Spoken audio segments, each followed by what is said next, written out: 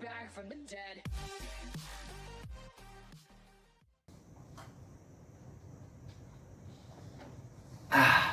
Well, good day everyone and welcome to Rapid Chats with Angus. We just concluded Superhero Sunday where we saw the Stormers beat the Sharks by 21 points to 19 and the Bulls victorious over the Lions by 40 points to 35.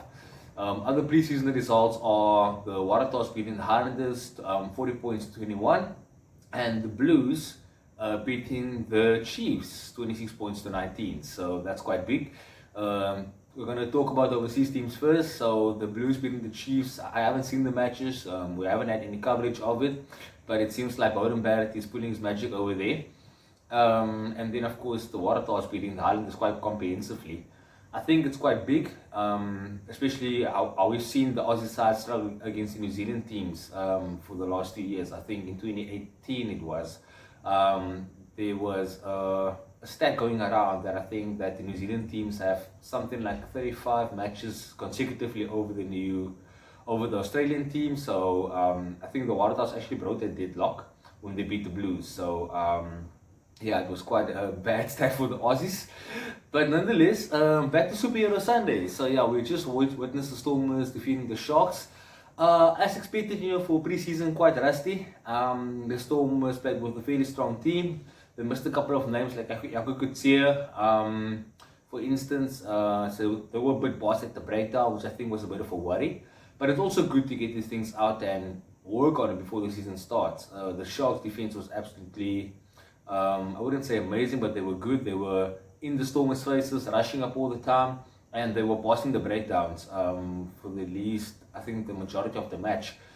And also at the start, the Stormers started with Netherlands with sheer. So there was a lot of pressure put on by Oxen Che to his opposite. And halftime, understandably, John Dobson opted to put Wokolo on in place of Netherlands. And the Strums have stabilized since there.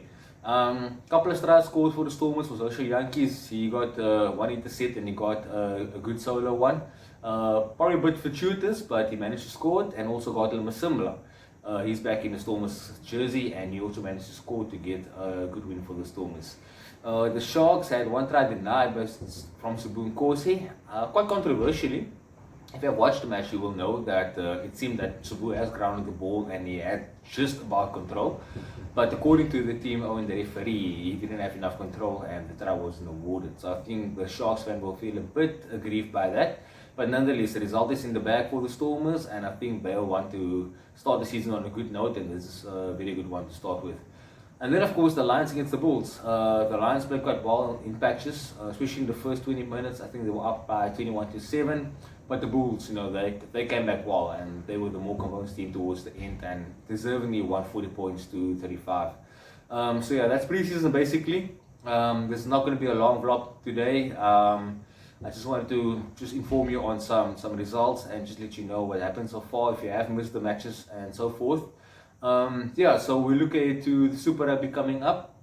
It starts on the 31st of January with the New Zealand and Aussie sides in action, and then of course the 1st of February we see the local sides, the South African sides in action.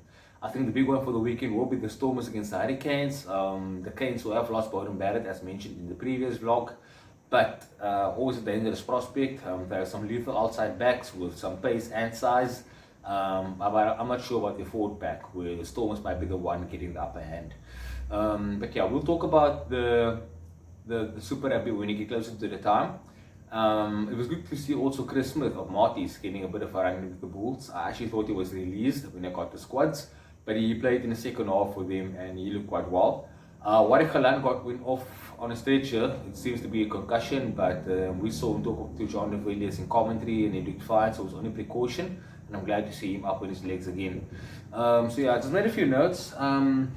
So on the Stormers and Sharks game, basically, the scrum replacements, as I've mentioned, with Wokolo coming on, was a good thing for the Stormers because it gave them a bit of momentum, because Netherlands for sure was very much struggling in that front row against Oxen Che. And also the breakdowns that I've mentioned, yeah, the breakdowns were bossed by the Sharks. They were all over the Stormers for the majority of the match, and it just seemed that the Stormers went backwards from the Sharks just getting in there, disrupting the quick ball and not getting any momentum to go forward and attack. I have to say this, the Stormers have been lacking some creativity for the last few seasons on the rugby flick. We haven't seen too much in this match, but I do feel that they have a few set moves, I would say. We'll see in future because we have seen some good play from them in certain patches. So I think we'll definitely see some better set moves and some better attacking moves going forward in the competition from them, as well as the Sharks as well. Cohen Bosch was a little bit disappointing in some sense. We finally got a chance at number 10, as we've mentioned before, and he's overcooked a couple of kicks. He hasn't been at his actual best, but you know what? It's pre-season. The guys are a bit rusty. It's expected of them not to be 100%. So hopefully it's only its pre-season rust and nerves, and hopefully when the season does start officially, they will be on par with their game. So yeah. And onto the Sabun Kosi disallowed try. The refereeing wasn't that great, but it wasn't bad either.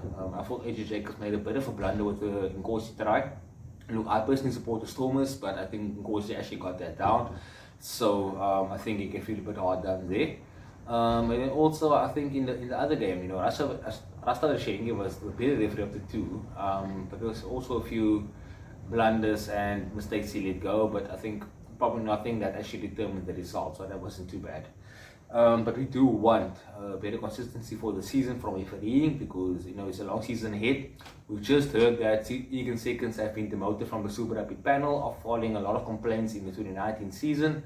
So I think it's also good that the board is stepping up and telling these guys, look, if you're not going to be on par, you're not going to be doing your job properly, you will be demoted. And I think it's a good message as well for the other referees to pull up their socks and actually go on there and perform.